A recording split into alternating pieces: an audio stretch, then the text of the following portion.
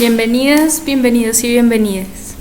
El Observatorio Latinoamericano de las Infancias, OLI, es una iniciativa de nuestra escuela en Puerto Rico dedicada a articular redes educativas para investigar, documentar y difundir conocimientos sobre infancias y juventudes en nuestra América.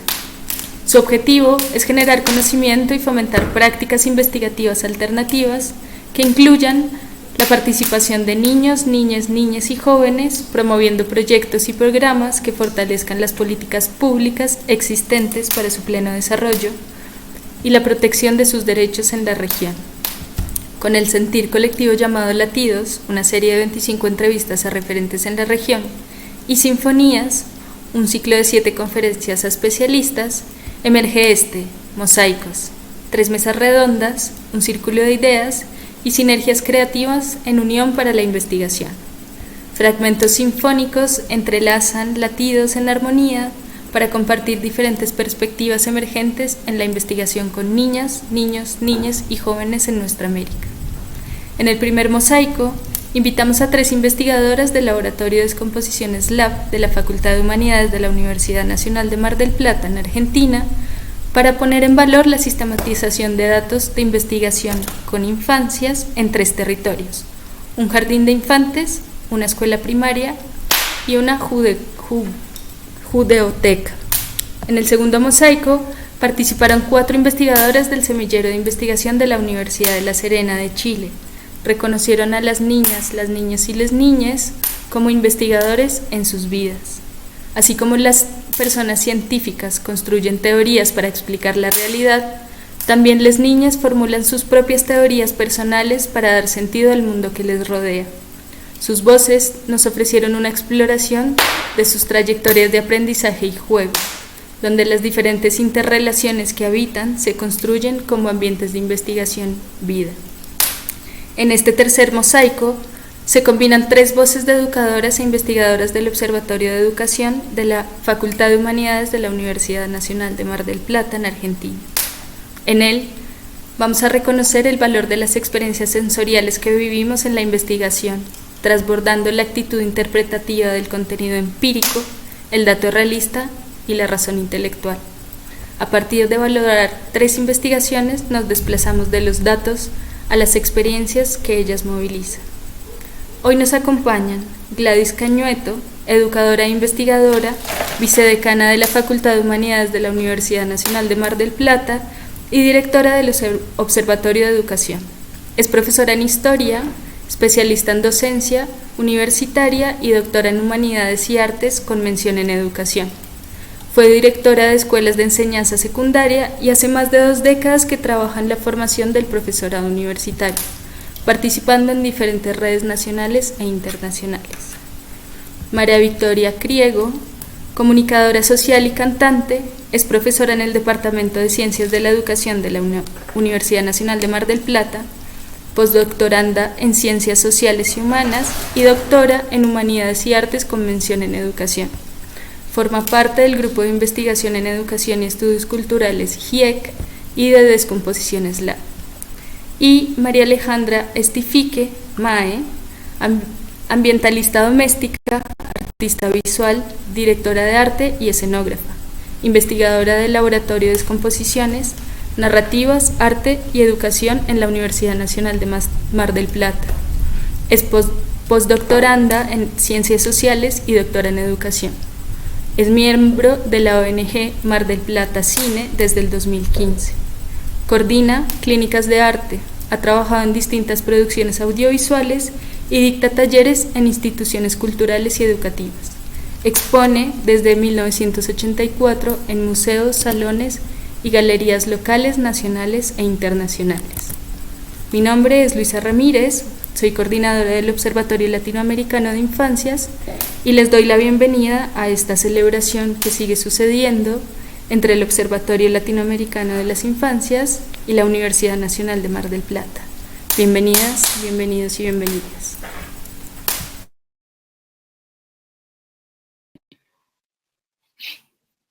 Muchas gracias, Luisa. Buenas tardes a todas, a todos los que nos están escuchando y en especial a las 3 maestras, amigas y queridas colegas que hoy comparten este espacio de trabajo, Mosaicos, que como muy bien presentaba Luisa, se trata de un encuentro de trabajo con equipos de investigación y bueno, la presencia de ellas también da cuenta de ello, de su presencia como investigadoras, como maestras, como educadoras, como docentes universitarias, pero también como personas que vienen articulando redes y relaciones con este espacio que vamos creando, que es el Observatorio Latinoamericano de las Infancias.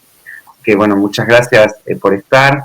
Esta es una actividad que habíamos pensado, sobre todo con Gladys Canueto, como directora también del Observatorio de Educación, intentando compartir un poco estas maneras de investigar comunes que podemos empezar a tejer entre estos dos espacios. Así que muchas gracias, Gladys, por estar. De seguidamente va a conversar María Victoria Crego, también como comentaba Luisa, que se está sumando ahora a nuestro encuentro.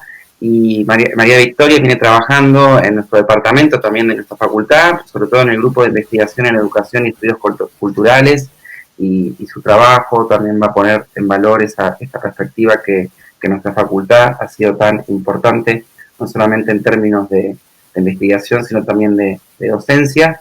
Y por otro lado, María Alejandra Estifique, otra también colaboradora cercana, que viene también a presentar su trabajo y articular las redes con Descomposiciones Lab, que es un laboratorio de narrativas, artes y educaciones que también funciona en nuestra facultad. Así que bueno, muchas gracias por traer sus voces, por también poner en valor estas líneas de trabajo de la educación pública y por sobre todo traer estas preguntas que hoy, gracias a su participación, también las empezamos a resonar, no solo en esta escala local de Mar del Plata o Argentina, sino regionalmente a partir de este observatorio, ¿no? Y que se juntan a conversar con Luisa, que nos viene interpelando ya y que ha viajado en estos días también para Argentina y con quien celebramos un evento, Danzas, que también ponía en valor estos espacios y por supuesto con toda la comunidad de Puerto Rico que nos viene acompañando y sosteniendo su trabajo en el observatorio.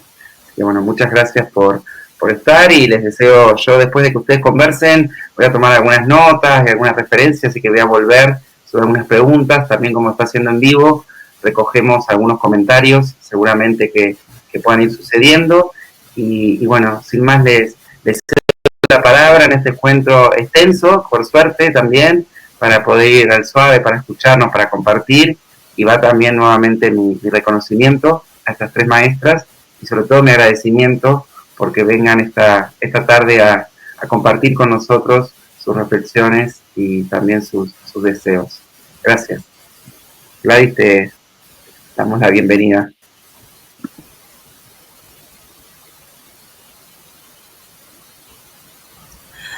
Bueno, muchísimas gracias, Francisco. Quiero saludar y agradecer en principio a Luisa Ramírez y al Observatorio Latinoamericano de las Infancias, nuestra escuela. Agradecer y por la invitación tan especial, por la demora que tuvimos y la espera tan atenta a que este encuentro se realice, por las conversaciones y las charlas que hemos tenido en este ámbito de nuestra Universidad Nacional de Mar del Plata, de nuestra facultad. Y bueno, y por compartir este momento, también gracias, Francisco, por estar siempre pensando y siendo el corazón de muchos de los encuentros y movimientos que se producen en nuestra facultad y fundamentalmente en nuestro Departamento de Ciencias de la Educación. Y bueno, y además un placer de compartir también este encuentro con Victoria, que seguro en un ratito se sumará, y también con Mae, que bueno, es un placer. Así que nada, agradecer, porque creo que el placer en este caso es mío de poder estar acá. Y bueno, yo lo que traje hoy para compartir con ustedes y en línea de lo que conversábamos y que veníamos charlando, tiene que ver con mi investigación doctoral, tiene que ver con mi tesis doctoral, que refiere a las profesoras de historia, ¿no? Que en realidad voy a hacer una breve introducción. Esa es la portada de mi tesis, que además quiero agradecer profundamente que no es mi tesis solamente, es nuestra tesis, porque esta tesis se co-compuso no solo con mi director que está presente, que es Francisco, la codirectora María Marta Chedaide, sino también que no hubiese sido posible si no hubiera estado compuesta por las 3 docentes y otra colega, que es María Galuzzi, las 3 docentes que son el alma y el corazón de esta tesis, que ahora voy a describir rápidamente. Y lo voy a hacer no tanto desde la formalidad, sino aquello que me parece que es lo relevante hoy. Y digo relevante hoy porque cuando pensamos en las tesis, la tesis fue defendida en marzo del año pasado, y los datos fueron relevados entre 2017 y 2018. Y uno piensa que cuando termina la tesis ya todo queda viejo, ¿no? Digo, esto le pasa a la mayoría de los tesistas y a aquellos que se doctoran. Pero justamente, y en estos días estuve pensando de la relevancia que tienen este tipo de investigación. Voy a tratar de hacer una conexión en la propuesta que traje hoy para, justamente relacionar y entramar la tesis y el espíritu de la tesis y el corazón de la tesis con nuestro presente. Así que bueno, lo primero contarles por qué el pensamiento histórico en las buenas prácticas de enseñanza de la historia en el nivel secundario. Esto tiene que ver con una motivación. Esta motivación está dada en que, bueno, justamente mi propia biografía personal, ¿no? Yo soy profesora de historia. Cuando decidí a los 15 años seguir una carrera y decir qué era lo que yo quería para mi vida, decidí que sería profesora, que la educación iba a ser mi mundo personal y mi mundo profesional. Y bueno, dadas las características de la época, estuve durante toda mi secundaria en la época de la dictadura, entre 1979 y 1983. Tuve la suerte de que terminé la escuela secundaria cuando la democracia, ¿no?, se restablece en la Argentina. Y este hecho, junto con la Guerra de Malvinas de un año antes, hizo que aquella decisión de que la profesión docente iba a ser mi profesión, era mi deseo de ser, se ligó a la historia. Creo que hay algo que siempre está en mí y en muchos con los que comparto, esta cuestión de comprender qué es lo que pasa, ¿no? Comprender el presente. En este caso, siento que comprender el presente uno solo lo puede hacer volviendo a veces a mirar, ¿no es cierto?, hacia atrás, hacia el pasado. Es entonces que decidí ser profesora de historia. Y bueno, podríamos decir que mi vida se ligó en esos universos complementarios en el que hablo en la tesis, entre la escuela secundaria, mi vida profesional, mi deseo, y también la universidad, ya luego al regresar ya como una graduada y como profesora, ¿no? Tuve la suerte a partir del año 2000, gracias al doctor Luis Porta, de ser invitada a participar en una cátedra en la que hasta hoy sigo siendo docente, tengo la suerte y la dicha, hace 24 años, que se llama Problemática Educativa. Y que justamente el hecho de que me convocaran y de que me convocara el doctor Porta tuvo que ver justamente con esta idea de que buscaban 2 personas, una la buscaba el doctor Porta, otra la otra docente, que estuvieran ligadas con la escuela. Así que bueno, esa fue digamos, mis universos paralelos, mis universos complementarios, hasta que en el 2016 yo dejo la escuela ya definitivamente para quedarme ya en el ámbito de la educación superior en el que venía trabajando. Es allí entonces donde pienso, ¿sobre qué voy a investigar? Sobre aquello que trabajé toda mi vida y sobre aquello que entiendo tiene que ver con esta profesión, ¿no? Con buscar las buenas prácticas, ¿no? Las buenas prácticas que suceden en las escuelas secundarias. Las escuelas, y fundamentalmente las escuelas secundarias, no tienen, y más hoy, o por lo menos así lo veo yo hoy, tal vez sea así siempre, digo, no tienen buena prensa. Siempre parece que los medios destacan aquello de lo malo que ocurre. Creo que en las escuelas ocurren muchas cosas buenas, y muchas de esas cosas buenas que ocurren allí obviamente está ligado a la docencia y a los vínculos que los docentes establecen con sus estudiantes para, entre otras cosas, ejercer su profesión, ¿no?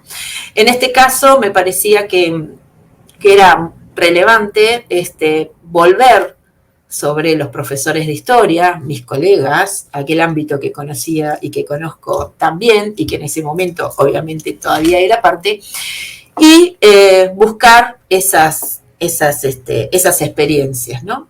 Y relatar también las experiencias de los colegas. La diferencia es que yo siempre trabajé toda mi vida en el ámbito público, también lo hice en el privado, pero siempre en el ámbito provincial. Y en el caso de mi tesis, también por una cuestión de curiosidad y para poder aprender también más y saber más de esto, lo hice en las escuelas municipales de la ciudad de Mar del Plata, que es una de las, digamos, la ciudad de Mar del Plata es una de las ciudades que tiene, digamos, un sistema educativo que es pionero, digamos, dentro de la provincia de Buenos Aires y dentro de las municipalidades. Nuestro país tiene los 3 niveles, podríamos decir, jurisdiccionales, desde el comienzo del sistema, pero bueno, hoy solamente las provincias son las que sostienen la educación obligatoria, para decirlo de esta manera, tanto primaria como secundaria. Las escuelas Mar del Plata, desde la década del 60, tuvo, a partir de políticas públicas que llevaron adelante algunos de sus intendentes, una idea de educar en aquellos lugares a donde no llegaba la acción pública provincial o nacional. Bueno, esto es un poco para poner en contexto.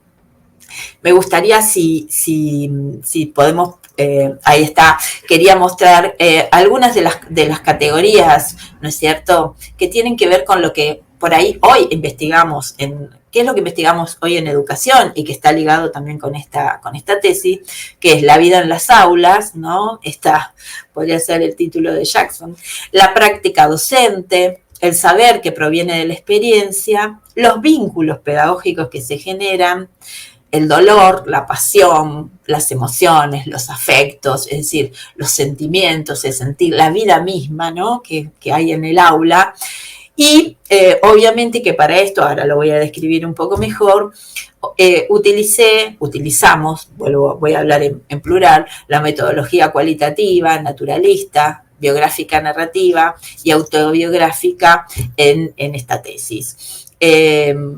Ahora, si podemos pasar la segunda fílmina, tiene que ver, yo para esta presentación elegí el capítulo más, el medular, podríamos decir. Por supuesto que esta tesis es una tesis clásica que obviamente tiene un marco teórico, un marco conceptual, un contexto, pero me parece que este es uno de los capítulos, es el capítulo más importante, lo que sería el capítulo hallazgos, se denominan en las tesis clásicas.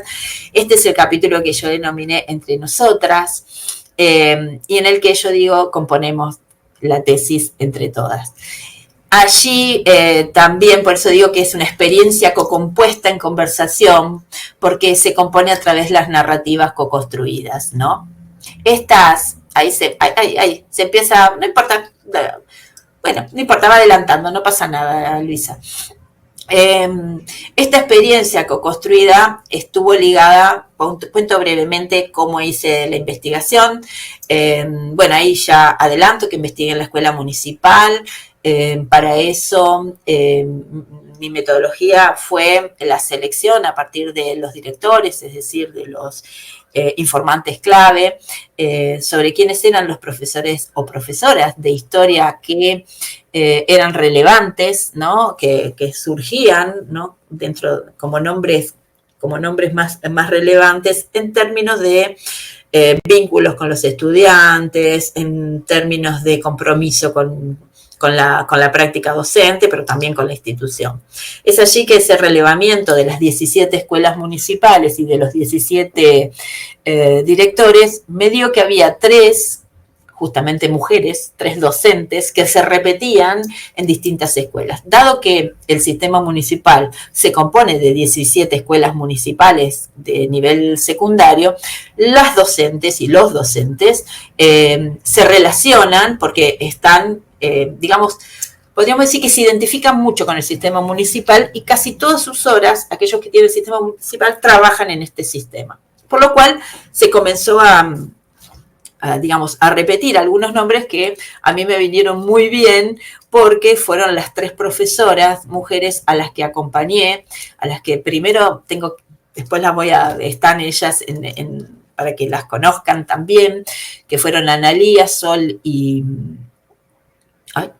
me acabo de olvidar el último nombre, pero ahora ya lo voy a... Se me acaba de ir. Bueno, Analía, Sol, bueno, ya me voy a acordar. Y bueno, las 3 me permitieron ingresar a sus clases, me permitieron estar en ellas, observarlas directamente, estar en esas clases como una más, aunque todos sabemos que uno no es uno más cuando ingresa a una clase, y compartir su práctica y sus experiencias con sus estudiantes, las cosas buenas, las malas, los reclamos, las felicitaciones, los afectos, los dolores, todo lo pude registrar de una manera totalmente libre y después nos juntábamos a conversar. Así que bueno, por eso digo yo que ese trabajo de campo yo lo llamo como experiencia de reconocimiento. ¿Por qué digo que fue una experiencia de reconocimiento? En principio, reconocerlas a ellas, pero en segundo, en ese reconocimiento me veía a mí misma, ¿no? Y veía mi propia biografía profesional. Fue una experiencia de investigación entramada, obviamente, con mi experiencia docente, desde mi cuerpo y desde mi percepción de mujer. Y además se llama Entre Nosotras porque este cuerpo de mujer se compuso con esos otros cuerpos, ¿no? Éramos madres, éramos profesoras, éramos madres, éramos mujeres, éramos parejas, éramos hijas, teníamos podríamos decir, teníamos muchas cosas en común y cada una de nosotras lo llevaba al aula de una manera distinta. Hay 2 grandes momentos metodológicos que para mí son importantes, que son, en principio, las entrevistas que hago a cada una de ellas, como para que, para conocer sus historias de vida, la interacción que tenían con sus estudiantes y el sentido que le daban a la historia, ¿no? Porque en realidad esta tesis de lo que trata es de cómo promueve el pensamiento histórico, que es la función de un profesor de historia, ese pensamiento histórico, podríamos decirlo en términos llanos para todo el mundo, es un pensamiento crítico pero histórico, ¿no? En los estudiantes. Las entrevistas entonces abordaban más lo personal y las biografías, y en un segundo momento, que yo le denominé por los mares del pensamiento, observaba las clases, esos saberes cotidianos y vínculos pedagógicos y afectivos que se iban entramando en cada clase con los estudiantes y que componían cada una de ellas de manera muy, pero muy diferente. Son 3 personalidades, 3 estilos muy, muy diferentes, pero 3 estilos que, podríamos decir, lograban el objetivo. Eran reconocidas por sus colegas, eran reconocidas por sus estudiantes, lograban promover el pensamiento histórico, pero cada una en sus formas, o vuelvo a decir, en sus estilos de enseñanza. Analía, Gabriela y Sol. Gabriela, ay, me mata Gabriela. Bueno, perdón, Gabriela, sí, gracias. El elemento, entiendo como elementos clave la posibilidad del otro, que creo que eran aquellos elementos que las componían, ¿no? Como en un común, en el cual yo también me sumaba, por supuesto. Esos elementos clave entiendo que eran la posibilidad del otro por aprender. Ellas 3 todas consideraban que el otro siempre tenía posibilidades para aprender. De la función social que la escuela tiene en el presente y que había que generar condiciones de posibilidad para dar sentido a la enseñanza y al aprendizaje en contexto. porque los contextos de las escuelas municipales son contextos de gran vulnerabilidad. Entonces, ellos ponían en juego todo para que las condiciones de posibilidad se dieran y los estudiantes pudieran aprender, tomando en cuenta las realidades de cada uno, por supuesto, ¿no? Y esto me pareció sumamente grato. Yo pude ver desde la rigurosidad hasta el afecto al decirle a un estudiante, o sea, exigirle a un estudiante algo de la manera más afectuosa, ¿no? Y recuerdo siempre un relato que me parece que de alguna manera engloba, que es un relato de Gabriela, justamente, en donde ella me cuenta una anécdota que de alguna manera resume cómo piensan, y cómo piensa ella, y cómo en la tesis hay otros relatos, ¿no? Digo, ¿cómo piensa ella? Ella me cuenta una situación particular, estaba en una cena con su hermano, con su familia, 10 de la noche, un viernes. Recibió un llamado en el celular de un estudiante de ella, preguntándole sobre la tarea que había que hacer y entregar para el lunes o martes. Ella lo atiende y se lo dice. Cuando se vuelve a sentar, su hermano le dice, ay, pero qué desubicado, ¿por qué lo atendiste a esta hora? Y ella le contesta, desubicado, ¿a vos te parece? Tiene 15 años. Me está llamando un viernes porque le preocupa la tarea de historia. ¿Cómo no lo voy a atender? Simplemente eso, tener claro cuál es el objetivo, tener claro cuál es el sentido de lo que hacemos, ¿no? Digo, esto también tiene que ver con, alguien puede decir, bueno, pero el horario, bueno, sí, pero vuelvo a decir, hay contextos, y el contexto es un contexto de gran desfavorabilidad, y si tal vez ella no hubiese atendido, quién sabe qué otra cosa hubiera hecho ese chico, y cómo hubiese sido el resultado digamos, de esa relación de afectividad y de exigencia que a su vez se daba. Digo de exigencia en cuanto a lo que le solicitaba, a las tareas, porque nunca y en ningún sentido se les pedía menos de aquello que ellos podían y ella sabía que podían dar, pero siempre con afecto. Bueno, esta es la parte más metodológica, podríamos decir, y de los hallazgos. Podemos pasar, Luisa, que de alguna manera es lo importante. Yo utilizo como metáfora y no tanto el tema de el mar y de los caracoles y de la playa, porque, bueno, está ligado a mí, soy marplatense, me encantan las caracolas, o sea, han sido parte de mi vida y son parte de mi vida hasta hoy, y me ayudaron además, Francisco lo sabe muy bien, un día me acuerdo que estabas levantando caracoles en una playa y de alguna manera iluminaron todo aquello que quería y tenía ganas de hacer. Así que, bueno, las conclusiones de mi tesis se llamaron Suturas de una espiral, y yo hice una síntesis bien chiquita, porque me parece que tiene que ver con lo más importante, que son los aprendizajes que yo hice con mi propia tesis. Y estos aprendizajes son que, en principio, que lo biográfico es esencial en la construcción de todo conocimiento, incluso en el histórico pedagógico, ¿no? Que no se puede escribir una tesis, o que no puede escribirse una tesis por fuera de la propia biografía, que no podría construir un conocimiento genuino como el que aflora en la tesis de otra manera que como un relato de una experiencia, al menos de mi experiencia, de la experiencia que compusimos entre todos. Y el tercero es que la construcción de conocimiento siempre es colectiva, porque hay un anhelo común, una epistemología fundada en esas resonancias, en las reapropiaciones, en los ecos y en los reconocimientos que uno hace hacia otros, pero también hacia sí mismo, ¿no? En esta cosa de mirar, cuando digo yo, el mirar el pasado es también mirarse hacia el interior y a mirarse en la labor realizada.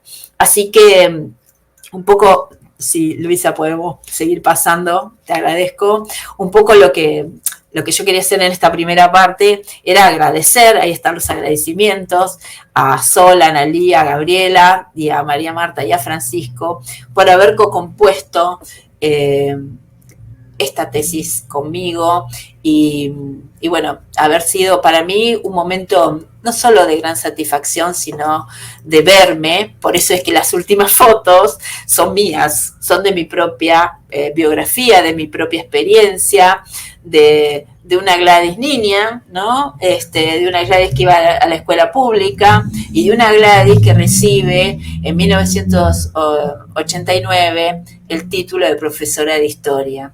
Me doy cuenta que en todas estoy muy sonriente, así que debería estar muy, muy contenta en todas. Y esto lo voy a ligar, y esta sería como la presentación de la tesis, pero tal vez lo que hoy, porque yo decía al principio que me parece potente traer el tema de la tesis y el tema de investigación al hoy, ¿no? Y te pediría la última filmina. Yo escribí algo, porque justamente la última filmina tiene que ver con estos tiempos en los que vivimos, en los que yo creo que son tiempos de demora. Yo me lo digo a mí misma y muchas veces lo charlamos entre colegas y amigos sobre tiempos de demora. Creo que estos tiempos en los que estamos hoy, por lo menos voy a hablar de lo que me pasa a mí, los veo como un momento de mucha crueldad que va justamente en dirección opuesta a aquello que yo vi, que yo estudié, que yo pregono en mis clases, que yo investigo y que día a día, cuando uno habla de educación, yo no puedo ver la educación como una cosa diferente a un espacio de libertad. Por eso creo que en esto, y además de un espacio de libertad, un espacio de encuentro con el otro, ¿no? Y en donde el otro es un igual a mí, desde ya. Y al ser un igual a mí, tienes las mismas posibilidades que tengo yo y que tuve yo. Y yo estoy dispuesta a sostener esas condiciones de posibilidad. Por eso, lo primero que hice, y si me permiten, tengo una cita que justamente me parece que es muy interesante, que es de Rita Segatos, en Pedagogía de la Crueldad, que me parece que es interesante decirlo, ¿no? Porque habla dice, la repetición de la violencia produce un efecto de normalización de un paisaje de crueldad. Y con esto promueve en la gente los bajos umbrales de empatía indispensables para la empresa predadora. La crueldad habitual es directamente proporcional a formas de gozo narcisístico y consumista, y al aislamiento de los ciudadanos mediante su desensibilización al sufrimiento de otros. Un proyecto histórico dirigido por la meta del vínculo como realización de la felicidad está mutando hacia un proyecto histórico dirigido por la meta de las cosas como forma de satisfacción. Me parece que esta cita, que si bien está ligada a un tema muy terrible como es la crueldad, ¿no? Contra las mujeres, la violencia contra las mujeres, básicamente habla de patriarcado, me parece que es relevante y es precisa para estos momentos. Yo no quiero que nadie naturalice la violencia ni la crueldad, y creo que los espacios de educación y los espacios críticos de educación como este, por ejemplo, creo que son elementos clave para poder comprender y entender qué es lo que pasa hoy, o que nos pasa hoy, porque no es que alguien venga iluminado, pero creo que entre todos y en estos espacios podemos entender un poco qué es lo que nos pasa. Mi primer pregunta sobre algunas cuestiones de la historia reciente y del presente tienen que ver con qué hicimos en la educación pública, qué discursos circulan que son más fuertes que los nuestros. Allí entonces, cuando me preguntaba, ¿no? también por la tarea docente. En los momentos que me preguntaba por la tarea docente, yo decía que el tiempo social, con los ritmos de la vida en la sociedad en las que estamos insertos, en el país, en el barrio, el tiempo histórico, con los ritmos de recuerdos, de tradiciones, las huellas en la memoria de la vida social, pero también de la vida institucional y la personal, el tiempo de la escuela, con los ritmos familiares, ritmos infantiles, de adolescentes, de jóvenes, los ritmos de los turnos de las escuelas, la mañana, la tarde, la noche, el contraturno, lo extraescolar, los ritmos del calendario escolar, el tiempo propio vinculado con el ritmo generacional, de género, de creencias, de formación profesional. La vivencia del tiempo en la escuela se compone de la intersección de todos estos tiempos que se combinan, tensan, contradicen, complementan y asocian, componiendo la rítmica del universo escolar en donde desarrollamos nuestra tarea los educadores. Sostiene el filósofo Amado Sabater que compartimos una época cuyo modelo dominante de ser es el sujeto de rendimiento, constantemente movilizado, disponible y conectado, siempre gestionando. Este sujeto de rendimiento nunca está en lo que está, sino más allá, en constante autosuperación y competencia con los demás, forzando al mundo para que rinda más y más. El presente que se vive solo es un medio de otra cosa, algo mejor que nos aguarda después, luego, más tarde. A este estado de cosas, a este tiempo sin tiempo, lo denomina crisis de la presencia. Crisis que nos habla de una dificultad de acceso a la experiencia del presente. Lejos de pensar en gobernar el tiempo, en sujetarlo, Sabater sostiene que estar presentes es estar atentos. Atender es aprender a esperar. Todo lo contrario de los impulsos que nos dominan hoy. Impaciencia, necesidad compulsiva de opinar, de mostrar, de defender cualquier cosa, faltas de generosidad y apertura hacia la palabra del otro, intolerancia a la duda, googleo y respuesta automática. Es la época del cliché. El embotamiento actual de la atención está relacionado con las formas de saturación. Atención continua es la facultad necesaria para sostener situaciones de no saber. Es la capacidad sensible que nos permite leer señales no codificadas, energías, vibraciones, deseos.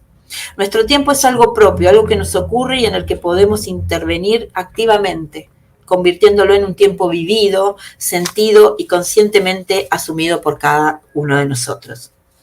Vivir es hacer experiencia a través del tiempo. El tiempo como aquello inacible, infinito, pero que también puede en su capacidad de desdoblamiento tornarse íntimo y finito, nos permite a través de la narración encontrar el sentido de la vida. En la era de la inmediatez, la demora se percibe a menudo como una interrupción frustrante. La demora nos obliga a desconectarnos del frenesí diario y a conectarnos con nosotros mismos. Sin embargo, cuando nos permitimos habitar este espacio, descubrimos que la demora es un regalo que nos invita a ralentizar el ritmo y a conectar con nuestro interior. En este espacio de pausa podemos cultivar la paciencia, la creatividad y también la gratitud, enriqueciendo así nuestra experiencia del presente. Entonces, la demora, lejos de ser un mero intervalo de tiempo, se revela como una experiencia subjetiva que moldea nuestra percepción del presente. Al alargar la espera, la demora nos obliga a habitar el ahora de manera más intensa, intensificando nuestra conciencia en los detalles y las sensaciones que a menudo pasamos por alto en la vorágine de la vida cotidiana. Podríamos decir, desde una perspectiva filosófica, entonces, que la demora puede entenderse como una metáfora de la condición humana. Al igual que esperamos la realización de nuestros deseos, la vida misma es una continua espera de un futuro que nunca llega del todo. La demora nos recuerda que el presente es el único momento que tenemos y que la felicidad reside en la capacidad de apreciarlo plenamente a pesar de las incertidumbres. Elegí como última filmina y ya para cerrar, El reloj de arena, en una playa, en esa infinita, ¿no? Siempre la arena y las playas me da una sensación de infinito. Pero dentro de en ese infinito está lo finito, que es el tiempo del reloj de arena, que es nuestro tiempo también. Por eso creo que en tiempos de incomprensión, en tiempos de crueldad, nos tenemos que dar este tiempo de demora, habitar estos espacios como los que estamos habitando hoy, en los que decidimos desconectarnos para reconectarnos subjetivamente, para conectarnos humanamente. Nos desconectamos. Si la tecnología nos sirve de algo, que nos sirva para esto, para conectarnos subjetivamente, para interconectarnos, para conocernos, para afectarnos y para seguir pensando críticamente sobre lo que nos pasa. Somos presente. A pesar de que soy profesora de historia, somos presente.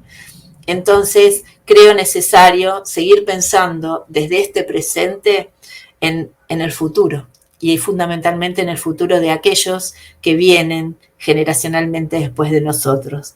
Para eso trabajo, y sé que todos los que están acá, porque los conozco y comparto, también trabajan y luchan. Así que nada, esto era la presentación, espero que les haya gustado y les agradezco la posibilidad de decir todas estas cosas que voy pensando. Gracias. Gracias, Gladys, por tu esfuerzo de síntesis, ¿no? De compartir un trabajo también de tantos años y de tanta relevancia, ¿no? Para el contexto actual, para mirarnos en esta demora que nos propones. Dejo ahí abierto los interrogantes para retomarlo después de escucharte y enhebrarte junto con María Victoria Crego, que Vicky, mientras te estabas sumando, te presentábamos y contábamos un poco, hablábamos también de tu investigación y de la importancia de que estés compartiendo hoy la tarde con nosotros. Gracias por sumarte y por hablar de tu investigación, de tu trabajo, que está radicado sobre todo en el GIEC, un grupo que fundó Luis Porter, mencionado también por Gladys en nuestro programa maestro de Mar del Plata, y que ahora tengo el gusto de coordinar yo, y donde tu investigación, Victoria, y tu línea de trabajo también tiene en este grupo y en este lugar una presencia muy importante por este desplazamiento que vos propones de no pensar tanto en los datos, sino en la investigación como experiencias, ¿no? Exacto. Bien, sin más, te dejamos la palabra y te invitamos a compartir este mosaico, este tejido tríptico, y te escuchamos. Bien, bueno, buenas tardes, ¿qué tal? Disculpen la demora porque es el día que más clases doy, así que bueno, voy a tratar de ser corta. Bueno, me encantó escuchar a Gladys y aparte no puedo dejar de establecer este piso que se arma de mosaicos, que en realidad son tan semejantes. Bueno, hablando un poco de educación, la escuchaba y digo, bueno, voy a decir con otras palabras muchas cosas que dijo ella, ¿no? Comenzar diciendo como que muchas veces tenemos clara idea de qué es pedagógicamente hablando a lo que uno quiere llegar, o por lo menos lo que uno quiere lograr, a lo que uno quiere aproximarse, ¿no? Solo que es como que la complejidad no es tanto saber qué es lo que queremos transitar como experiencia pedagógica, sino el cómo, ¿no? Me están tocando la puerta, ¿pueden creer? Un minuto, ¿puede ser?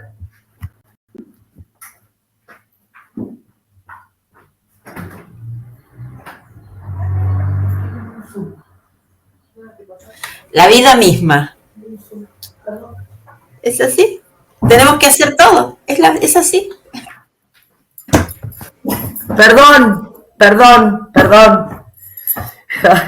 me tocan la puerta y vi que eran dos chicos, pensé que podían ser mis hijos, porque tengo una ventana, pero es raro, si sabían. Discúlpenme, la vida misma. Y como decía, que como el tema es cómo transitarlo, ¿no? Como profesores, como investigadores en ciencias sociales, en humanidades, conocemos y es como que hemos intentado seguramente estrategias en nuestro andar en la práctica, como también que la mayoría o varios habremos incorporado teoría, tal vez, yo siempre digo que nos habremos seducido con algunos pensadores, corrientes o comunidades académicas. Existe como que todo un recorrido de todos los que estamos acá y de lo que es importante ser valorado en esto, porque como investigadora y como docente de comunicación, ya van 22 años de eso, como que arribé a la conclusión, ya sea como investigadora, como profesora, que mientras la afectividad atraviese cada práctica o cada experiencia pedagógica, sin dejar el cuerpo afuera, lo que ello implica, con toda la palabra de lo que implica, generalmente centrando nuestra atención y la labor tratando de saber qué hacer con nuestros relatos, documentos, discursos, nos perdemos de experienciar qué hacen ellos con nosotros. Educar desde el cuerpo me parece que sigue siendo una tarea pendiente, dicho de ese modo, ¿no? Esto como que puede deberse a que tenemos esa tendencia en realidad reduccionista a separar el pensamiento de las sensaciones. Es como que en el pasado, antes de comenzar la transformación de la investigación y de doctorarme y de transitar toda esa experiencia, parecía que, digamos, debería tenerse esa tendencia reduccionista de realmente dividirnos en 10.000 pedazos y no educar con el cuerpo. Cuanto menos hacías eso, digamos, era más digno, más serio, más respetuoso, se supone, el conocimiento, los saberes compartidos. Sigue siendo una tarea pendiente para mí, y más transitando las aulas y la práctica del aula, esto de transitar con el cuerpo y de aportar un poco de, digamos, de performatividad a la situación de la práctica del aula. Afortunadamente, a partir de la nueva agenda didáctica, de estos intentos de comunidades de investigación, como somos los narradores, digamos, es que la investigación cualitativa, la narrativa autobiográfica a los investigadores sociales nos da esta oportunidad realmente de experienciar con el cuerpo y de pensar que no somos solo investigadores, sino que somos investigación, de que no somos solo educadores, de que somos educación. Y cuando digo que somos educación, hago referencia a esa posibilidad que nos abre este tipo de investigaciones para potenciar la experiencia, haciéndonos parte de ella, porque somos investigación, somos educación, con nuestro territorio, con nuestros colegas, con nuestro mundo. Eso por un lado. En realidad, ¿qué investigué en mi tesis? Lo que investigué en mi tesis es impresionante cómo se fue bifurcando y fue abriendo como otros caminos y otros intereses de investigación, siempre ligados a la afectividad, ¿no? Porque en realidad investigué porque yo venía de una situación como docente, digamos, donde había entrado como en un agotamiento con mi propia persona, por frustraciones del sistema, jamás por la práctica del aula, porque es lo que a mí me llena, me enaltece, me transforma, sinceramente, porque no encuentro yo, por lo menos, otra manera de transformarme en mi profesión que involucrándome. Pero en realidad yo había tenido operaciones en mis cuerdas vocales, porque aparte, no sé si cuando me presentaron, yo soy cantante de jazz, y yo soy comunicadora, estoy en radio, hablo de biografías de la música afroamericana en radio, porque canto jazz, blues y soul, y eso también es parte de mi vida, es parte de mi sangre. Bueno, en ese caso, yo lo que hice en mi tesis, que se llamó La Escuela Secundaria Argentina, un estudio biográfico narrativo con profesores memorables de la Escuela 19, ese es el título de lo que fue mi tesis doctoral, y en realidad lo que hice es desplacé una categoría nativa del GIEC como profesores memorables, que bueno, por lo que acabamos de hablar, estaban involucrados dentro de acá la palabra de Gladys, y trabajar con 6 profesores memorables de esta categoría, que es una categoría del GIEC que fue viajando por todos lados. Yo lo que traté es de encontrar quiénes eran los profesores memorables de una escuela como la 19, que era una escuela de desfavorabilidad absoluta, rodeada de una comunidad muy particular y vulnerada, de la cual ya hace 22 años que soy profesora titular de la materia de comunicación en esa escuela. Bueno, allí hice mi trabajo de campo durante 2 años y encontré 6 memorables que está al lado de lo que se llama la Villa Evita. Trabajar con esas biografías durante 2 años, que a su vez me insertaron en 6 experiencias de vida, que se iban transformando en la medida que yo también investigaba y que yo me iba transformando. Bueno, habían sido elegidos por todo su entorno esos memorables, en un contexto muy particular, al menos de las investigaciones, por lo menos sobre memorables que yo había leído y había involucrado en mi estado del arte, por ejemplo. Habían sido elegidos por todo su entorno, en un contexto particular, y bueno, lo que quise es plasmar esas memorabilidades invisibilizadas de personas que realmente transforman la vida de otras personas, pero de 0 a 100. Habían sido elegidos por todo el entorno. Las investigaciones, en realidad, durante todos esos 2 años me fueron afectando. Todas sus experiencias y viceversa, obras, vidas, fueron emergiendo en la medida que avanzábamos en la profundidad de las entrevistas en profundidad, la observación de sus clases, la observación de sus producciones, en el caso del profesor de arte, por ejemplo, conversar con sus familias, conocer toda su vida durante 2 años. Y siempre llegaba a la conclusión, a través de esas 6 biografías, que realmente fueron trabajosas, pero fueron emocionantes, porque a la vez resonaban en mi propia biografía.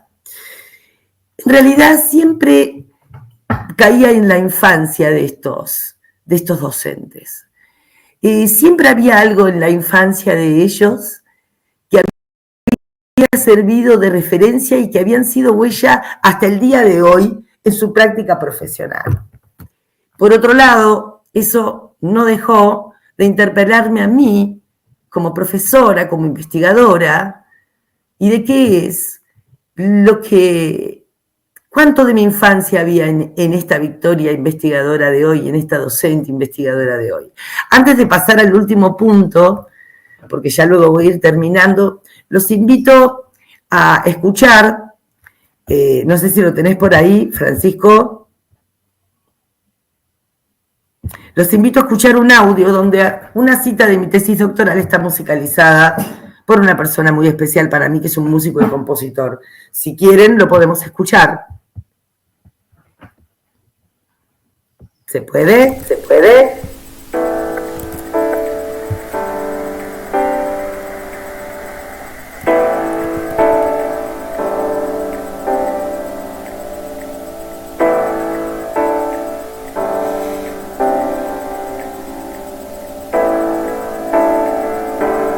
Cuando inicié mi tesis doctoral, venía de la recuperación de una lesión grave en mis cuerdas vocales, que con la debida operación y ardua rehabilitación transité como un aprendizaje importante para continuar, no solo dando clases, sino también haciendo una de las cosas que más amo, cantar. A eso también le dediqué la mitad de mi vida. Desde hace más de 2 décadas canto blues, jazz y soul, siendo profesora de comunicación y no de música. Esta es una de las fibras con las que tejo mi vida, las clases y los escenarios también. En un momento sin voz o literalmente sin ella, me convertí en la narradora de mi propia incertidumbre acerca de qué sería de mi profesión docente y mi voz cantante. Ese tiempo de suspenso en el que quedé atrapada en mis relatos acerca de la impotencia de no poder enseñar ni cantar, de no poder conectar y expresarme junto a otros. Ese fue un tiempo de cambios que culminó en la decisión de llevar adelante aquella investigación.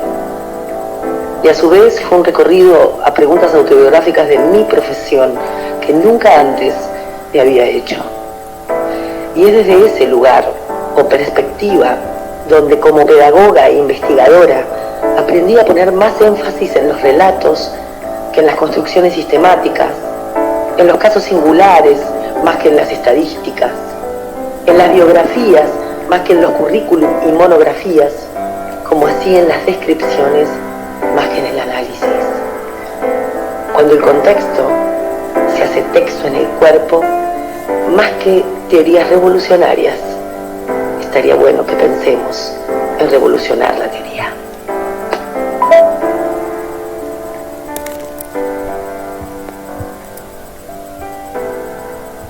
Bueno, esa fue una idea de musicalizar un poco una de las citas de mi investigación, que la verdad que me gustó porque no puedo dejar de involucrar la música como lo hice en mi tesis cuando traté de hacer un lenguaje analógico con el tema del jazz, que es algo que a mí me quita el sueño. Y bueno, espero que les haya gustado. Y termino diciendo cómo comencé realmente a tejer, cómo es que se vincula mi tesis o la narrativa con mi infancia. Y yo creo que realmente hay tanto en mi infancia que se vuelve tesis. Los primeros grandes narradores fueron mis padres. Esos fueron mis memorables. Soy hija de 2 narradores natos. De hecho, mis padres decían que lo que los había enamorado uno del otro era escucharlos narrar historias y contar relatos. De esa manera conozco a mis antepasados, de hecho, como el lugar de origen de mi familia, lo mismo que nuestras infancias, siempre relatadas hasta no hace mucho tiempo por Babi, mi madre, de quien creo que realmente he incorporado ese deseo de conocer, de aprender, de relacionarlo todo. Incluso recuerdo que viajábamos mucho en familia desde que éramos chicos y ambos eran investigadores de cada cuestión que les intrigaba o interesaba. Y hasta he visto a mis padres en la madrugada bajando media biblioteca y debatiendo sobre diferentes temas históricos y buscando demostrarse entre sí quién argumentaba mejor de los dos. Esos fueron mis primeros narradores, investigadores memorables. Desde el desayuno al almuerzo, pasando por la cena y las reuniones con amigos, siempre vivíamos mis hermanos y yo 2 voces sólidas y atrapantes acerca de lo que quisieran contar o decirnos. Y luego tuve memorables en mi biografía escolar. Hay una memorable que yo no la menciono demasiado, fue una memorable negativa en mi caso. Pero en mi caso, con el tiempo pude potenciar eso y convertirlo en posibilidad. Creo que es una de las que me enseñó lo que nunca jamás hay que hacer en la práctica del aula. Pero después tengo memorables maravillosas como mi maestra de música de primer grado, que en una escuela rígida, estricta, de un coro de 80 chicos, me escuchó esa voz grave que tenía. Hoy la tengo peor porque estoy muy mal de la voz hoy. Me dijo que yo tenía una voz única y que yo podía lograr muchas cosas. Y fue la primera que hizo que yo ame mi voz. En aquel momento se usaban las voces muy agudas, en la década del 80, para los coros. Era algo que tenía valor y no tanto las voces graves de mujeres. Pero bueno, Amelia, esa maestra, apareció para hacerme entender que con amabilidad y amor las cosas se aprenden mucho más y que quedan mucho más grabadas en nosotros. Como otro profesor memorable que tuve en la Universidad de Opinión Pública, un tipo que realmente transmitía a través de su pasión, la pasión, yo no sé si la pasión por lo que él hacía, pero sí transmitía la pasión por cualquier cosa, porque él lo hacía de esa manera, entregando el cuerpo, ¿no?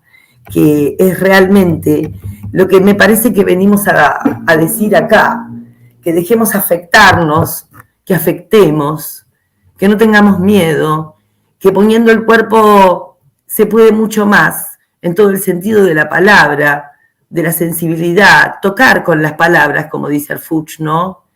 Es ahí donde me di cuenta que pasa la cosa. Bueno, es esto lo que quería compartir con ustedes. Espero que les haya gustado. Me encantó, Gladys.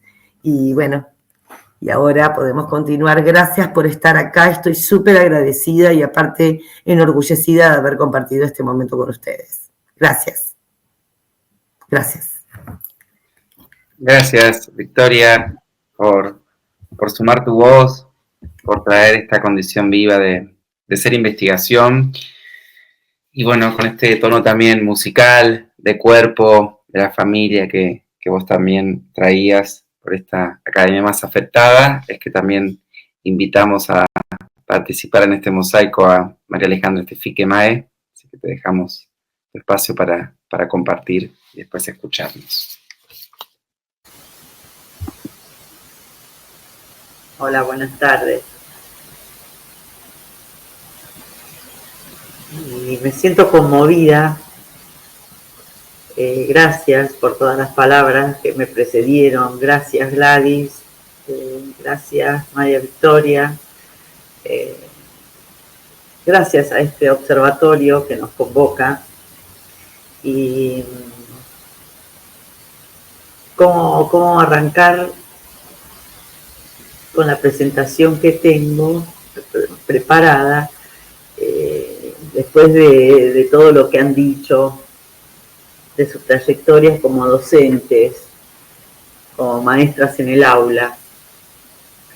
Vengo de otra fuente, de otro cuenco. Me siento artista desde hace muchos años, unos 40, y ahora sé que a través de las décadas fui eligiendo distintas prácticas, distintas estéticas para contar el mundo que yo miro a otras personas. ¿Por qué? Todavía no encuentro el por qué. Hay en mí una potencia, una creatividad, una voracidad por transcribir las formas en las que me voy desarrollando, en las que voy a su vez investigando. ¿Qué es investigar en educación? Es reconocer en las prácticas y ejercicios pedagógicos adquiridos las pautas que nos moldearon en un género performativo.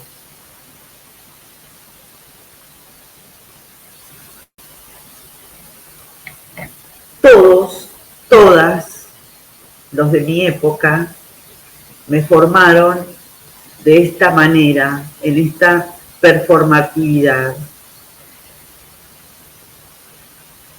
No encuentro otra manera de ser si no es poniendo todo el cuerpo.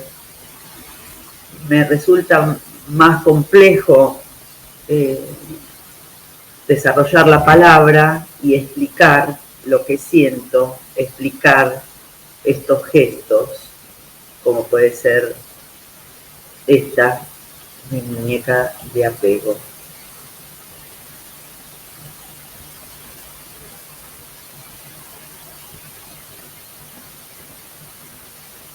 Este objeto es parte de la investigación que hice mientras desarrollé la tesis.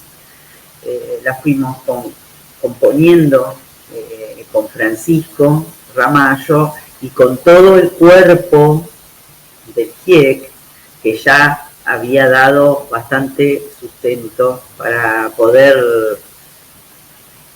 navegar las narrativas, diría yo, más fácilmente.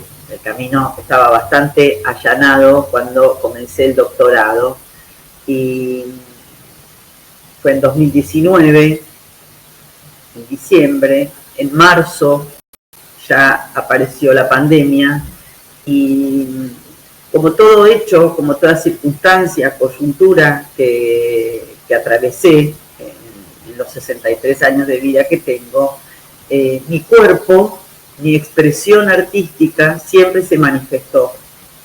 Y en la pandemia, a los 23, 24 días, tal vez al mes de haber entrado en el encierro, mi cuerpo necesitó este cuerpo expandido, esta triple mímesis,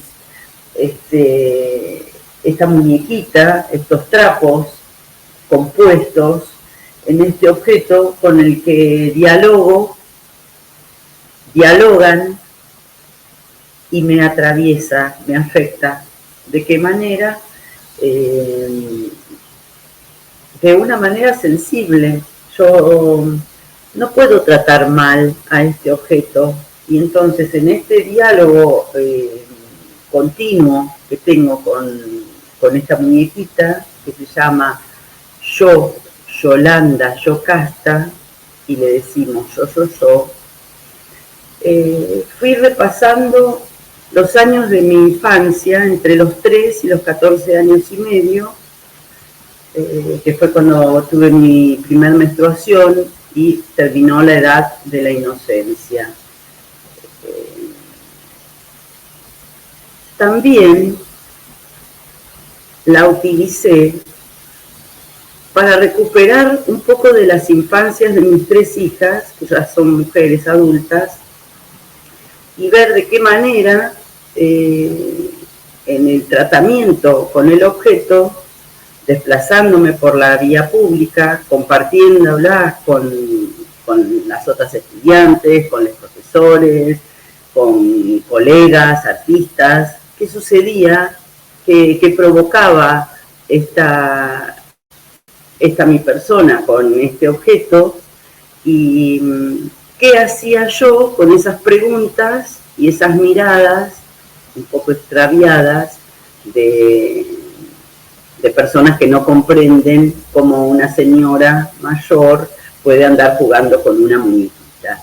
Bueno, estas son mis prácticas, yo diría que casi cotidianas, para recuperar mis formas de la infancia, para no perder eso que tienen los niños, las niñas, las niñas, de ir curioseando, de ir debajo de las piedras, caminando lento, dándose vuelta, mirando un poco hacia arriba. Sentí que necesitaba volver a recuperar esa forma de sorpresa que tenemos cuando estamos en la infancia. Ahora, desde esta composición de adulta. Y en esta investigación, en este desarrollo que sigue teniendo la muñeca, porque yo le asigné hasta los 14 años y medio, y sin embargo, el entorno, el cuerpo docente, donde ella se desenvuelve, transita, se muestra, le fue otorgando otra potencia, otra potestad, otra edad. Hay veces que ella se muestra más adolescente y parece de unos 17 años. Y a veces se mimetiza con infancias de 8. Me interesa sobremanera seguir investigando sobre la potencia de este objeto que yo llamo mi cuerpo expandido. ¿Qué investigué en mi tesis?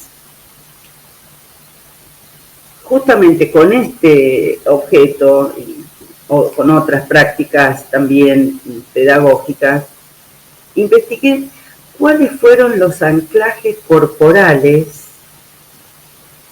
que conforman mis puntos ciegos de escape.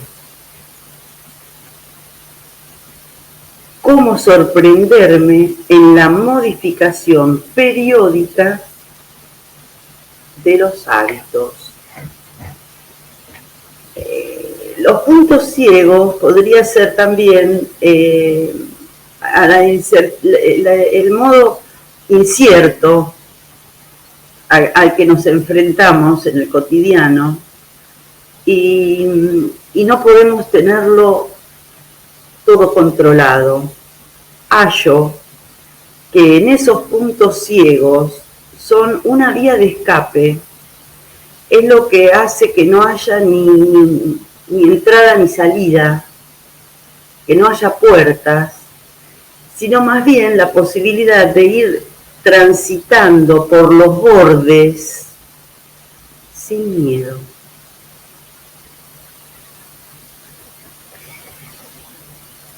Y la modificación, en esto que hablaba de la sorpresa de la infancia, en cómo ir modificando periódicamente mis hábitos, es que voy experimentando mi cuerpo en distintas rutinas, como decir, bueno, durante el año pasado me experimenté en la práctica de yoga. Venía de prácticas de Qigong, que es medicina china, meditación en movimiento. Esas prácticas me van dando a mí un conocimiento mayor de mi cuerpo. A su vez, hago cambios en la alimentación, en rutinas de, tal vez, de aseo personal, las voy modificando para ver de qué manera mi cuerpo no se vuelve tan monótono, tan doméstico. ¿Cómo provoco a este animal doméstico que soy para que aparezcan formas nuevas? Creo que todos, todas, podemos regenerar nuestras sinapsis neuronales a través de cambios de hábitos, incorporando también nuevas rutinas, nuevas palabras, seguir siempre estudiando cómo mantener un cuerpo activo a la vez que se va descomponiendo. ¿Y cómo se vincula la tesis con la infancia? Nuevamente, en la búsqueda constante, en la sorpresa y el descubrimiento de mis recursos y habilidades. La confianza en el maestro para recuperar la utopía. Ahora sé que tengo muchas preguntas y que siempre estoy eligiendo o el maestro me elige para darme las respuestas. Por eso cada vez que decido estudiar algo nuevo dentro de mi propia investigación artística, ahora es una investigación narrativa, autobiográfica, y entonces de qué manera voy enlazando mis prácticas artísticas, creativas, con la potencia que tiene la narrativa.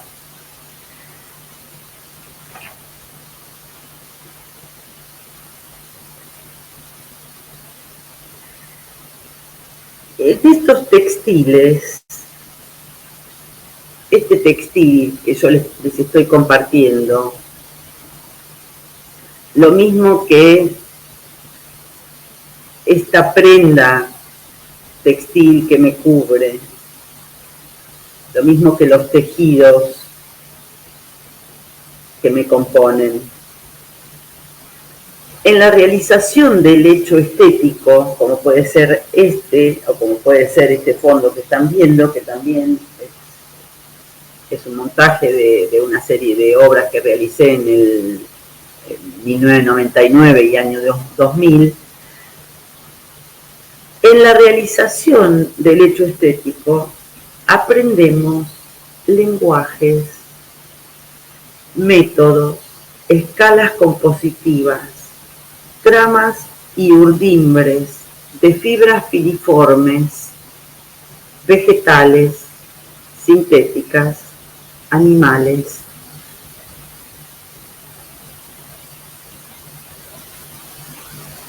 Arañas tejiendo ovillos de baba, cómo se entremezcla en ese ovillo de baba el tiempo del que hablaba Gladys, las narrativas del papá y de la mamá de Vicky a las 5 de la mañana, buscando en las enciclopedias desesperadamente para ir haciendo ese juego, esa maravilla que tenemos los seres humanos, que es el conversatorio. Eso fue lo que aprendí y sigo aprendiendo en estas formas que encuentro nuevas, amorosas, exponenciales, que me dan la esperanza, son el ancla y las velas. Esto siento que somos en la investigación narrativa autobiográfica, en este observatorio, en el laboratorio de la Facultad de Humanidades. Investigamos formas más amorosas, amables y sensibles con el territorio que habitamos desde nuestro cuerpo y en el territorio que habitamos. Por eso en uno de mis capítulos también hablamos de la descomposición con Francisco Ramallo, hablamos de la sobreinterpretación y entonces descompusimos nuestras bibliotecas y las transformamos en sobres para tener una lectura no recta de las cosas que nos rodean, más bien ir desbaratando todo para encontrar nuevamente en esos puntos ciegos la vía de escape para volver a entusiasmarnos y que este presente, que es el que estamos viviendo, transitando, nos encuentre potentes en una demora activa, en una quietud activista, que significa estar en ese entre las cosas y un poco demorados por nuestra premura, por nuestras ansias, y sentir que en esta quietud activista, en estos pequeños espacios de reunión, no estamos solos, solas, estamos tejiendo nuevas formas, nuevas redes.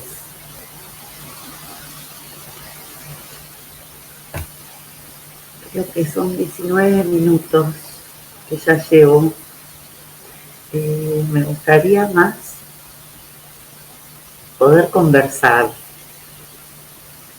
hacer una pequeña ronda tal vez de palabras, de no sé, de cómo nos sentimos, qué significa para nosotras este espacio, estar en nuestras casas cómodamente. La pandemia también nos habilitó esta tecnología, estas formas que se generaron rápidamente para que las clases no se suspendieran, para que todos siguiéramos comunicados. Bueno, gracias a la tecnología y a la desesperación de todas las docentes, profesores, directivos que tomaron las riendas y dijeron, vamos a salir, vamos a encontrar otra forma.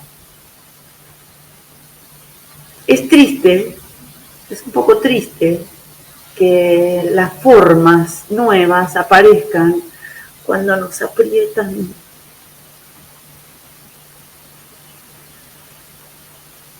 Parece que ya no damos más, que no hay más lágrimas, que no hay más resistencia, que no hay más potencia para ir a un aula, admirarles sus vidas, que van todos los días a esas aulas. Agradezco que haya docentes como ustedes. Yo también tuve mis memorables allá lejos. Mayormente investigo desde dentro de mi casa y agradezco esta forma doméstica que me permitió tener estos hallazgos, estas curiosidades y bueno, y ahora poder volcarlos, volcar esta potencia, estas ganas, este deseo que tengo de seguir, volcarlo en esta cuenca que ahora nos está recibiendo, convocando, acunando, conteniendo. Muchas gracias.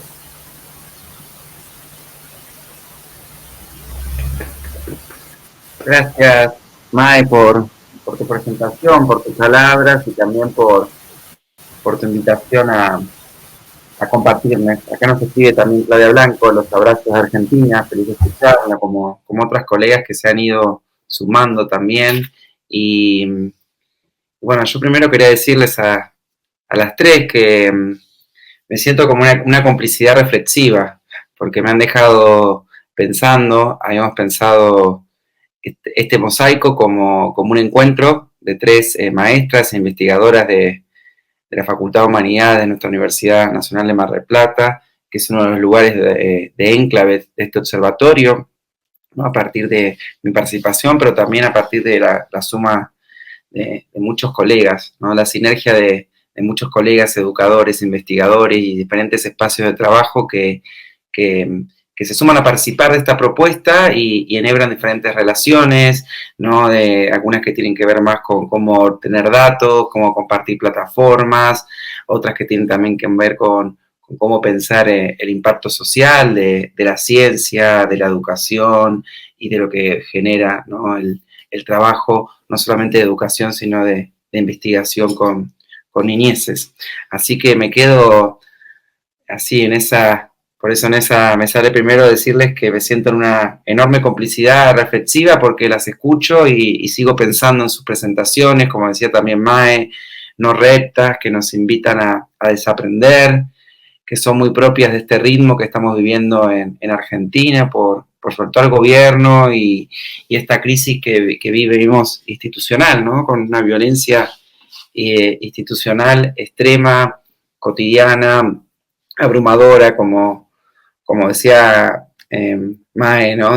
Que nos aprieta, pero también que nos invita a esa demora. Y así me empecé a preguntar muchas cuestiones, ¿no? Me preguntaba qué pasa con esa demora, con nosotros, con los estudiantes, con los proyectos, con las políticas públicas, ¿no? Y con estos espacios que son tan necesarios. Y bueno, voy como aterrizando todas estas ideas en pequeño. Así que bueno, les agradezco por esta experiencia de siempre nutrirnos espontáneamente también y en esa complicidad. Y bueno, retomo la propuesta de Mae de pensar un poco cómo nos sentimos al escucharnos, cómo nos sentimos hoy.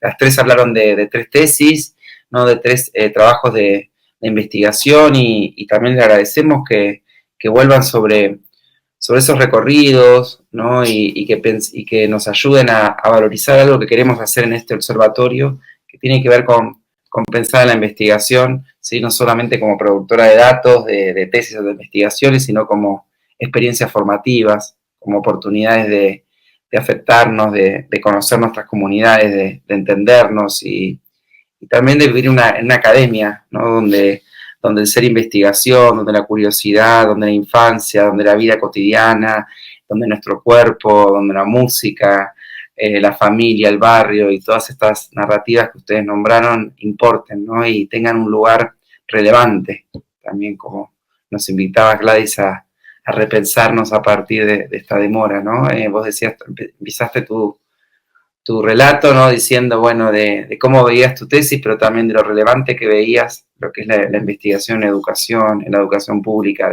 de mirarnos y demás. Bueno, sin más, retomo ese espíritu así abierto y les dejo la pregunta de cuáles son para ustedes los pendientes, ¿no? Que quedan en esta agenda, en una agenda de observar a las niñeces, a la educación, con Gladys hablamos de los latidos, con Victoria y con Mai también participamos de danzas, de diferentes espacios de este observatorio, y bueno, me queda esta pregunta abierta de qué nos queda, ¿no? Estuvimos un poco hablando de la importancia de valorar todo esto, y bueno, por ahí para abrir un poco la conversación de qué nos queda, cuál es el pendiente, por dónde podríamos ir. Me dejo eso y te dejo la palabra, Vicky, entiendo a vos porque estás por salir una clase y esto tiene que ver también de eso. Estás con el micrófono muteado. Si querés ir a despedirte, después la podemos seguir y que sea. Me va a esperar un Didi en 8 minutos porque me tengo que ir a tomar exámenes de fines las últimas 2 horas. Hoy es el día en que todos los estudiantes de fines de la provincia van a dar mesa de examen hasta las 10 de la noche. Es desde las 9 hasta las 10. Yo pedí permiso, pero por lo menos 1 hora tengo que ir. Estoy tan agradecida de haberlas escuchado, aparte, y yo aprendo tanto de mis colegas. Yo realmente me olvidé de decir cómo terminaba esto, que para mí mis otros memorables son ustedes, mis colegas, sinceramente. Y aparte encontrar un asidero en una comunidad donde vamos resonando entre nosotros y construyendo nuevas experiencias pedagógicas que son transformadoras y que se deben socializar, ese yo creo que es la tarea pendiente. O sea, continuar con este tema, porque a mí, hasta personalmente a mí, me cuesta dejar la quietud, tengo 51, y volverme performática, porque comprendí que somos un todo. Desde que entramos enseñamos, desde que caminamos, como dice Mae, ¿no? En todos nuestros movimientos, hasta domésticos, somos los que enseñamos y los que aprendemos. Entonces, la afectividad por sobre todas las cosas, y basta, o sea, que investigaciones más científicas, macroanalíticas, que buscan una verdad, si hay algo que nosotros no estamos buscando es una verdad. Realmente, nosotros estamos queriendo construir otras cuestiones que realmente, de hecho, no creemos en una verdad. Entonces, me parece que hay que potenciar y bien poner, darnos la potestad de esta palabra. En la academia hablo, ¿no? Porque todavía también hay prejuicio al respecto de este tipo de metodología y forma de investigación social. Hay prejuicio dentro de la academia incluso. Entonces, a mí me parece que hay que ahí romper un poco, poder seguir avanzando, romper en el mejor sentido de la palabra, ¿no? A la medida que nos vamos transformando y construyendo, es imposible no destilar eso alrededor. Que las agradezco, que las admiro, que les admiro. Que les mando un beso enorme, que para mí es un honor estar acá. Y que ojalá que se repita. Gracias, Vicky. Gracias, Mae, gracias, Gladys, gracias, Luisa. Gracias. Gracias, Fran. Gracias. Me voy. Hasta luego. Batman se va. Chao. Chao. Pensaba, bueno, no sé, en este lo tomamos como una conversación, como vamos a tomar la invitación que de Mae. Nada, pensaba justamente, ¿no? En esto que decía también Victoria. En las decisiones, en lo cotidiano, esto que acaba de pasar, que ella se va a tomar, es su trabajo, es su responsabilidad, pero también es su deseo y es una elección, porque no todo el mundo trabaja en fines. Fines es una política pública implementada para que la gente que no ha podido terminar su escuela secundaria, que por lo general son jóvenes y adultos, lo puedan hacer. Por lo cual hoy es un día muy importante, porque hay mucha gente que se juega un montón de cosas, gente que tomó esta oportunidad y que es una oportunidad en su vida. poder estar dando un examen y poder tener un título secundario, por ejemplo, que tal vez en su momento no pudo estudiar, que tal vez en su momento la vida cotidiana, como dice Mae, que nos atraviesa a todos, se le impuso de una manera que no le permitió hacer esto que está haciendo hoy. Y que haya docentes que elijan estar en Fines, también habla de una responsabilidad social y un compromiso social, porque vuelvo a decir, no todo el mundo trabaja en Fines, porque uno tiene que tener, entiendo yo, así lo veo yo al menos, sensibilidad social para hacerlo, ¿no? Pensar que el otro puede, pensar que siempre el otro puede, pensar que el otro tiene ese derecho. Eso de lo que hablaba yo hoy, ¿no? Estos son también, es las formas de generar condiciones de posibilidad para el otro, como las tuvimos nosotras, por otras cuestiones, desde otro lugar, por otras biografías, en otros trayectos pedagógicos, pero bueno, esto me parece a mí como fundamental. Así que nada, me parece que vos decías, Fran, ¿qué es lo pendiente? Sí, coincido con Vicky que en realidad nosotros no buscamos verdades totalizantes, no buscamos verdades hegemónicas. Sí, tal vez lo que buscamos es el intercambio, buscamos la interconexión con el otro, buscamos el conocimiento y construir conocimiento en comunidad, que es lo que estamos haciendo nosotros hoy, desde nuestros lugares, desde nuestras formas, desde nuestros modos, desde cada una de nosotras y de cada una de ustedes también, estamos, y quienes nos escuchan también, ¿no? Estamos formando una comunidad que se demora para escucharse, para entenderse, para apreciarse, para mirarse, para entender otras maneras de hacer las cosas, ¿no? Yo la veía a Mae y pensaba lo mismo que a Victoria, ¿no? Con su voz y en la plasticidad y en su forma de expresarse a través del canto. Y veía a Mae con sus fotografías, su obra que tiene atrás, pero también con Yo-Yo, y en toda ella, quienes conocemos a Mae es performática desde los pies a la cabeza también. Entonces, creo esto, pero también tiene una sensibilidad muy especial que la manifiesta no solo en lo que dice, sino en su cuerpo. Que pone a prueba, ¿no? Para no quedarse, digamos, atrapada, me parece, en un formato. Al menos eso creo yo o lo que interpreto. Pero me parece que bueno, todo esto habla de que necesitamos escuchar de otras maneras, de otras formas. Eso me parece que es lo que está ahora en juego. Esta posibilidad de que todas las voces se escuchen y que todas las voces tengan la oportunidad de ser escuchadas. No creo en las hegemonías, no creo en aquellos que, porque gritan, creen que tienen razón, sino que creo en la escucha, en la comprensión, y también creo que hay que ponerse en el lugar del otro muchas veces. Así que bueno, nada, eso es lo que yo pienso. Me parece que estos espacios son muy buenos para todo esto, ¿no?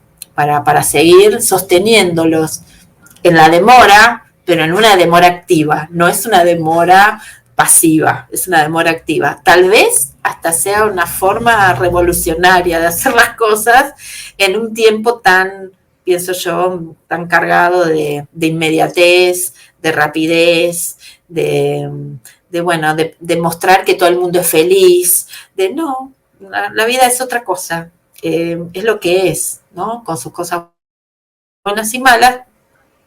Al menos yo desde mi generación pienso que necesitamos mirarnos más y escucharnos más, tocarnos más, ser más afectivos, más amorosidad y más hospitalidad. Creo que es lo que necesitamos en este tiempo para oponerse a la crueldad, a estas formas violentas que se imponen o que intentan imponerse. Creo que no se van a imponer, porque creo que vamos a estar los demorados esperando, no dejando pasar estas cosas ni naturalizándolas. Y creo que eso también es el trabajo nuestro en las aulas, desmontar lo naturalizado, eso.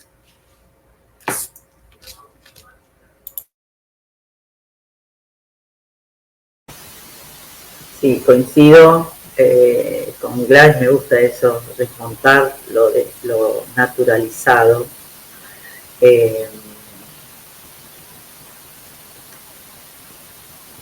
Confío en esta demora, en estas formas,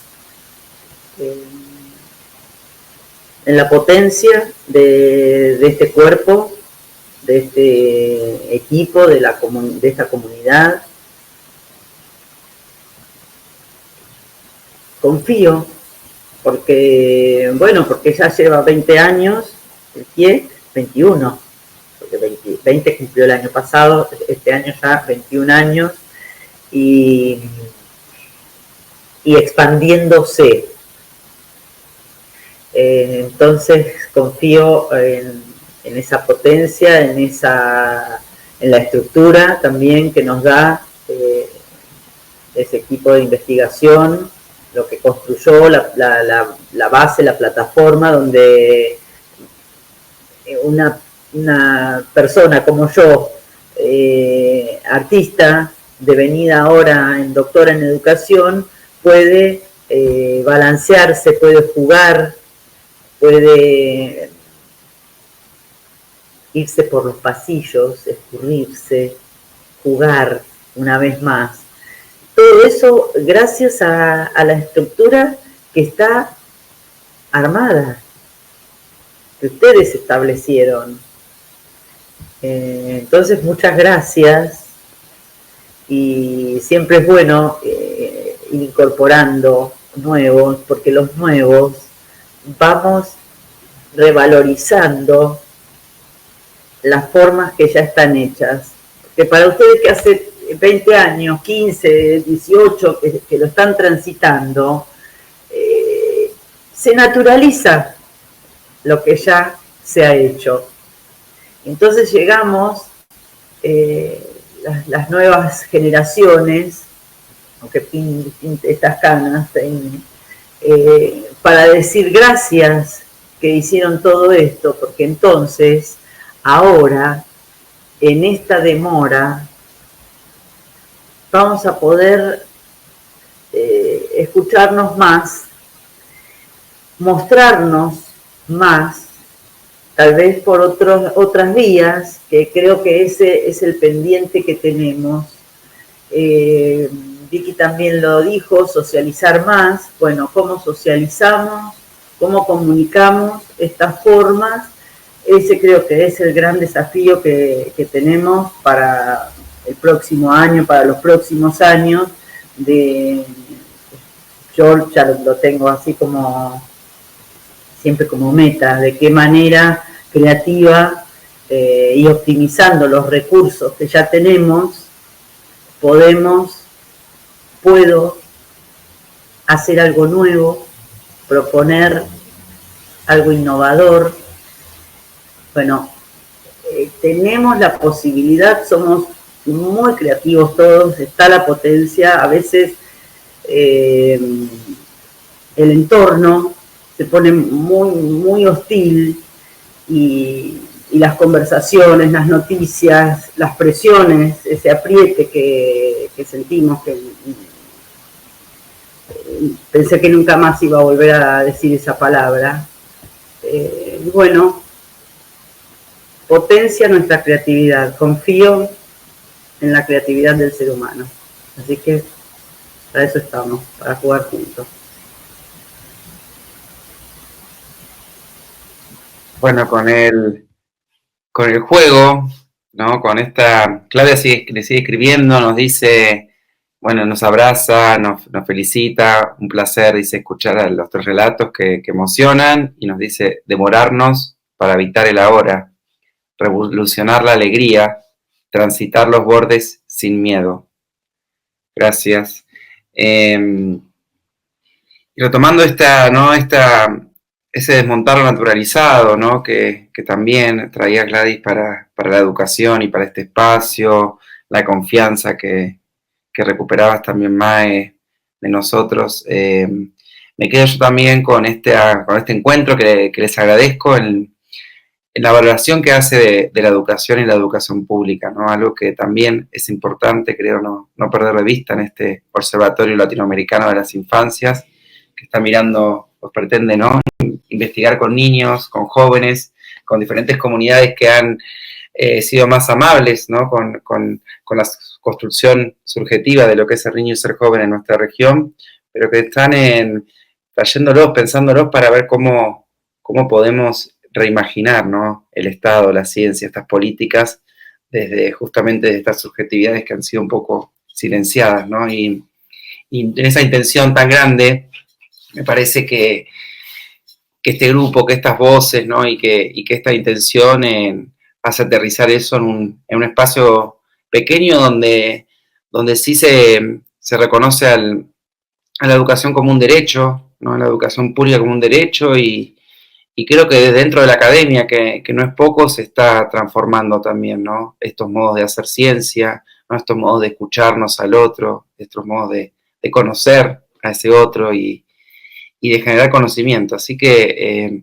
les agradezco enormemente que vengan hoy a este día. También vos, Gladys, hablabas o valorabas, ¿no? Como Victoria se participó y se fue a un programa de fines, pero bueno, todos nosotros estamos también habitando una situación en Argentina muy, muy difícil, laboral, de enfrentamiento con un Estado, ¿no? Que está como queriendo atacar estos espacios de convivencia democrática, de la vida pública, ¿no? Y como decía Mae, también nos activa, nos lleva, no sencillamente, no rectamente, pero también nos hace sacar lo mejor de nosotros. Así que les agradezco el encuentro, les agradezco por esta complicidad reflexiva, ¿no? De escucharlas y de pensar también en esas grandes ideas que hoy nos trajeron. Y sobre todo les agradezco por esto también que cerraba Mae, porque quieran venir a jugar, ¿no? Con nosotros, conmigo y con Luisa, en esta propuesta que nuestra escuela nos acompaña, pero que también es muy ambiciosa, ¿no? Pensarnos en Latinoamérica, articular países tan diferentes, experiencias tan diferentes, ¿no?